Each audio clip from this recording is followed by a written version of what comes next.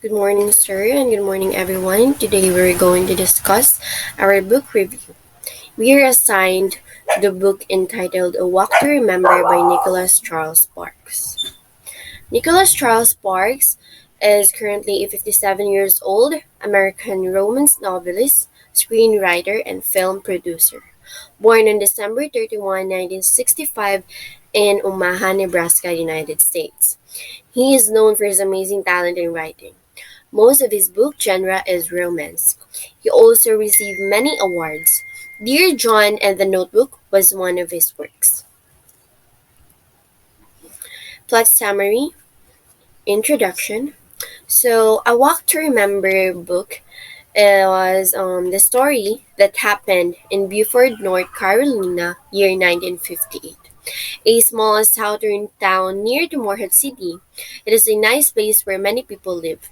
There is a place for event where people always visit to watch plays. That place called the Beaufort Playhouse. And there are many churches too.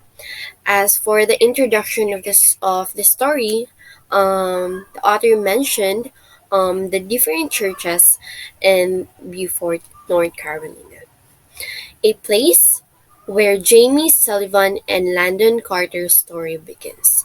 Landon Carter and Jamie Sullivan are the main character of the story. Rising action. So, um, the story of the main character started here. So, homecoming dance was about to come, and Landon Carter was still looking for a date, as other girls in school have partners already.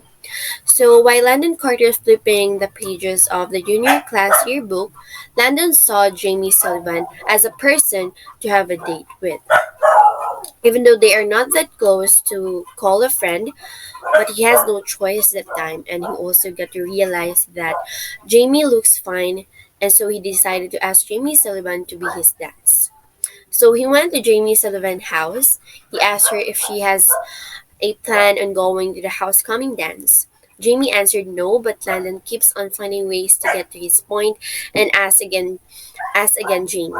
He said, "Well, would you like to go on a date with me?" Jamie asked her father's permission first, as always. And as a surprise, she answered Landon again, and she said she'd love to. So finally, it is the time for the homecoming event. Landon goes to Jamie's house to pick her up, and they have a small conversation with Reverend Herbert Sullivan, the father of Jamie Sullivan. They're on their way to the place, and when they arrive, they just talk and suddenly had to experience helping Landon's ex-girlfriend. So Jamie offered help, which made Landon think of Jamie as a really kind person.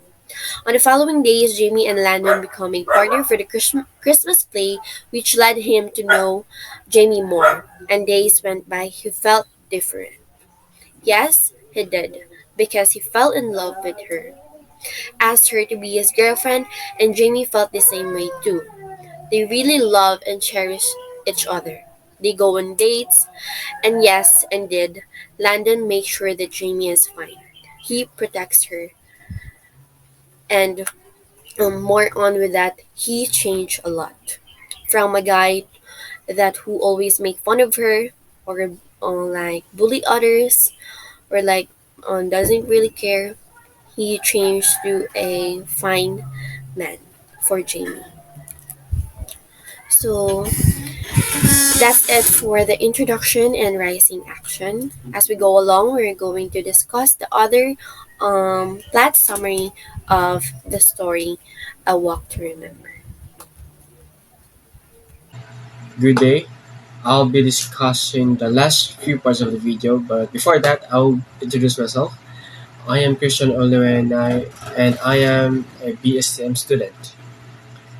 So, before we are going to start my part, here are the parts of Mary that have told you.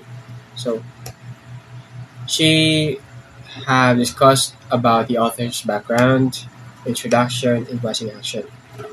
And for now, we are going to talk about the climax. Climax. This is the part where Jamie told Landon that she is sick, but unfortunately, Landon didn't understand what Jamie meant to tell. So that is why Landon just told her that he can just take a rest anytime she wants for the day. Jamie explained to Landon that it is a different type of sickness. A sickness that is a sickness that can't be cured anymore. Well, at the first, Landon didn't believe Jamie because in the past few days, Jamie looked happy, strong, like she didn't she didn't facing any illness, any type of illness. Landon at that time is not happy because Jamie is hiding all of that from him, and that is why that is the reason Landon worried about her, and the reason why Jamie didn't tell her that she is sick is because she wants to forget that she has an illness and to live a normal life like a normal person does. So she didn't tell Landon that she is sick at the first place, and she also doesn't want Landon to be worried about her. For the following action, Landon didn't know what to do after knowing that Jamie has a cancer. Landon tried to approach her mother about what Jamie was facing and asked her mother why Jamie didn't tell him about what she is facing. But his mother doesn't also know what to answer. She just told her son that even if Jamie didn't tell Landon that she is sick, Jamie still cares about Landon's feelings. Her mother tried to calm Landon down because she is, I mean, he, I mean, Landon is clearly affected about what Jamie is facing. Jamie has only weeks to survive. Landon tried to talk to his father, the doctor, about Jamie's situation and tried to ask his father if he could do a surgery for Jamie to make Jamie survive the cancer that she's facing. But Landon's father, I mean, but Landon's father doesn't have the skills to do that. He can't handle the surgery for Jamie. Landon's father knows that even if Jamie had surgery, she still can't handle it. And that is why Landon is so angry at his father because he can't even do a single thing just for him. Resolution. After what Landon's mother told him, he started to think about what he might do. So he tried to think about the Bible that Jimmy gave to him, and Landon started to read it. After reading some of the pages of the Bible, Landon came up with a highlighted part of the Bible verse, which catches his eyes. It says, "I cry to you, my Lord, my rock, do not be deaf to me. For if you are silent, I shall go down to the pit like the rest. Hear my voice, raise in a petition as I cry to you for help. As I raise my hands, my Lord, towards you, holy of holies." After that, Landon closed the Bible and started to cry. Then he realized that the only thing that he could do for Jamie is to be by her side all the time. After that, Landon wanted to give the last happiest moment to Jamie that they had. He they had a date at a restaurant after that, and Landon planned to have a wedding even if Jamie couldn't stand on her own and she was already weak.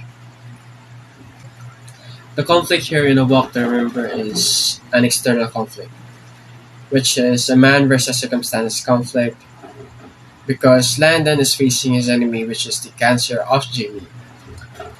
He can't do a solution, but what he can do is to try to accept that Jamie can't be healed anymore or can't be survived on that illness. And what he can only do is to make her happy for her last moments. There are several types of point of view here in the story. It has a first person, second person, and a third person. This um this it is first person POV because Landon I mean in Landon's POV the author is using I, me and my in the story. And we saw that some of the lines said that I hadn't really planned on taking drama that year, so it has an I. Also, there are some words that is used on second person POV. Landon said that UC Hagbert wanted young people to perform the play seniors in high school, not the theater group. And also there are third person POV too. When the author used the word she in this line, she spent part of her summer painting the outside of an elderly neighbor's house. For the theme of our story, true love is peculiar, it always lasts forever. And that is all for our presentation. Thank you.